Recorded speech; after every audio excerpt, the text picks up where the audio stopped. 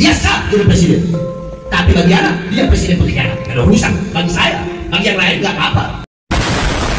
Assalamualaikum warahmatullahi wabarakatuh. Alhamdulillahirrabbilalamin. Assalatu wassalamu ala nabiyyina Muhammadin wa ala alihi wa sahbihi ajma'in. Amma ba'du. Teman-teman yang dimuliakan Allah Subhanahu wa taala, kita bertemu kembali di channel Cahaya Hidayah. Nah, teman-teman, jadi di kali ini saya akan membagikan video, yaitu baru-baru ini Bahar bin Smith itu ya cari perkara ya, yaitu dengan Bapak Presiden yang baru. Baru saja ya Bapak Prabowo ini dilantik menjadi presiden. Ini malah Bahar bin Smith itu mengatakan Pak Prabowo sebagai pengkhianat. La haula wala quwata illa billah. Kita sebagai warga Indonesia ini ya gembira dengan ya dilantiknya Bapak Presiden Prabowo yang menjadi presiden pada tanggal 20 Oktober kemarin ya teman-teman. Baru saja dilantik kok sudah ya mencaci maki, menghina, ya menuduh Pak Prabowo ini adalah pengkhianat. La haula wala quwata illa billah. Apakah seperti ini yang dinamakan zuriat Nabi Shallallahu alaihi wasallam? Yang katanya saya membela rakyat, katanya seperti itu. Saya akan selalu membela rakyat di hadapan. Ini kata-kata Bahar bin Smith ya teman-teman. Itu seakan-akan mereka ini ya itu membela rakyat, tapi kenyataannya mereka ini hanya membuat ya kericuhan yang ada di negara kita ini, Indonesia. Lah ini mah bukan zuriat Nabi ya teman-teman ya, karena Ba'alawi ini sudah rungkat serungkat-rungkatnya. Tapi yang namanya mereka ini kan ya teman-teman ya keturunan Yaman ya, dari sananya saja mereka ini ya itu perang saudara. Mereka ini membuat keributan yang ada di Indonesia ini teman-teman. Sejak dari presiden mana ya mereka mencaci maki, sampai saat ini juga mencaci presiden ya. Nah oke teman-teman, kita langsung saja mari kita simak video yang dimana Bahar bin Smith ini mengatakan bahwasanya Pak Prabowo adalah pengkhianat. Oke, mari kita simak videonya. Ajang tempat meluapkan ya isi hati mereka, kebencian mereka, unek-uneknya terhadap pemimpin mereka. Ini jauh teman-teman ya, jauh dari akhlak para salafus soleh terdahulu teman-teman. Taib, coba kita simak video dari Bahar Smith yang menyebut Pak Prabowo sebagai pengkhianat. Seorang mukmin tidak akan jatuh dalam lubang yang sama dua kali. Seorang mukmin tidak akan jatuh dua kali dalam lubang yang sama. Makanya kan anda bilang gitu, anak paling benci pengkhianat. Kalau anak udah dikhianati sekali, maka anak tidak akan memberikan celah untuk dia mengkhianatnya, karena anak punya iman. Kalau ente udah tahu ada lubang, udah pernah masuk di lubang itu, terus ente masuk lagi di situ, masuk lagi di situ, masuk lagi di situ, berarti iman ente nggak sempurna. Udah tahu ada lubang, udah pernah jatuh sekali, apanya lewat situ ente jatuh terus. Iya kan? Makanya anak nggak mau.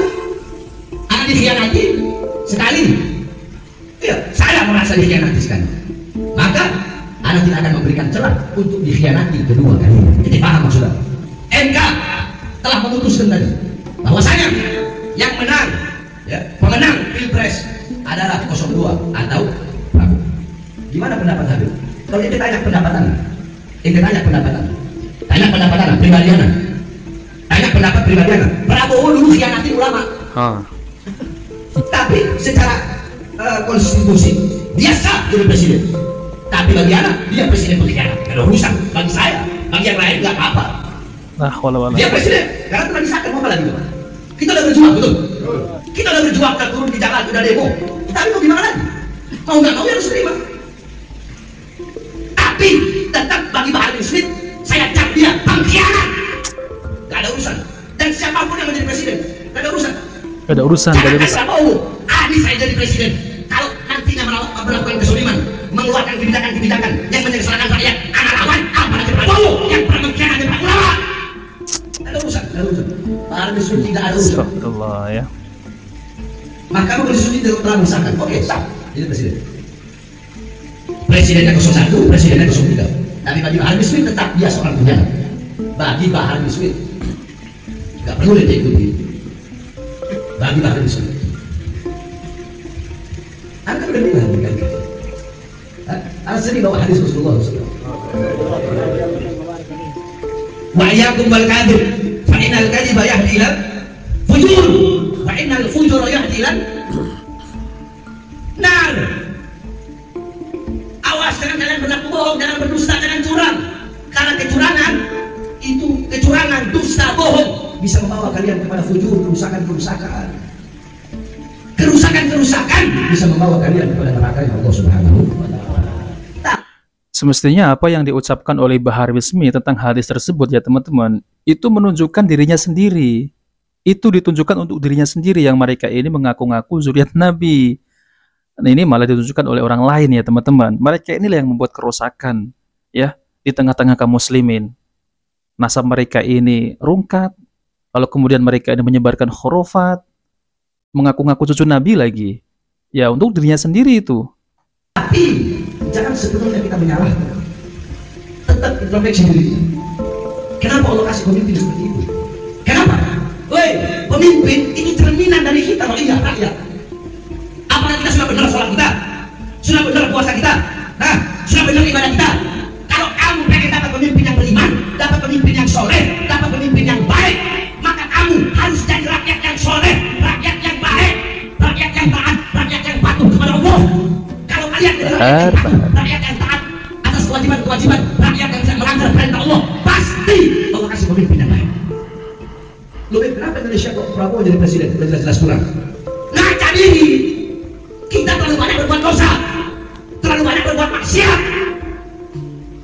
Kita bangsa Indonesia, mayoritas muslim terbesar, tetapi maksiatnya juga terbesar, perbuatan dosa juga terbesar. Lesbi di mana-mana, gay di mana-mana, mabuk di mana-mana, pelacuran di mana-mana. Pemimpin yang Allah berikan itu adalah cerminan dari perbuatan-perbuatan kita sebagai rakyat. Ente tahu ya, gambaran seorang pemimpin merupakan gambaran dari Cerminan rakyatnya sendiri. Kenapa? Yang memilih pemimpin ya, seperti sistem di negara kita ini adalah rakyat. Kok justru ente malah ya protes, mencaci maki, menyebut Pak Prabowo sebagai seorang pengkhianat. Pengkhianat dari mana? Ya, beliau belum memimpin, tapi ente sudah menuduh beliau sebagai seorang pengkhianat. Ya, bagaimana ente akan mencontoh ya akhlak para salafus saleh terdahulu? Ya, mendoakan para pemimpin seperti yang saya katakan di awal, Fudail bin Iyad, ulama besar yang pernah mengatakan, seandainya aku memiliki satu doa yang aku ketahui doaku tersebut mustajab, pasti dikabulkan oleh Allah Azza wa Jalla, maka aku akan peruntukkan ya doaku tersebut untuk para pemimpinku. Karena apa alasannya? Baiknya seorang pemimpin berpengaruh juga kepada baiknya rakyat. Pertanyaannya simpel teman-teman, kira-kira yang mampu merubah pemimpin kita menjadi lebih baik, apakah doa atau caci maki?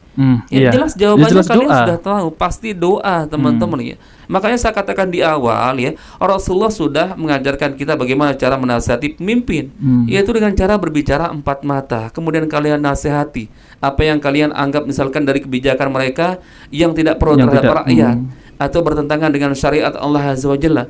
Nasihati ya, nasihati. Dan kalau mereka menerima nasihat kalian, maka itu yang diharapkan.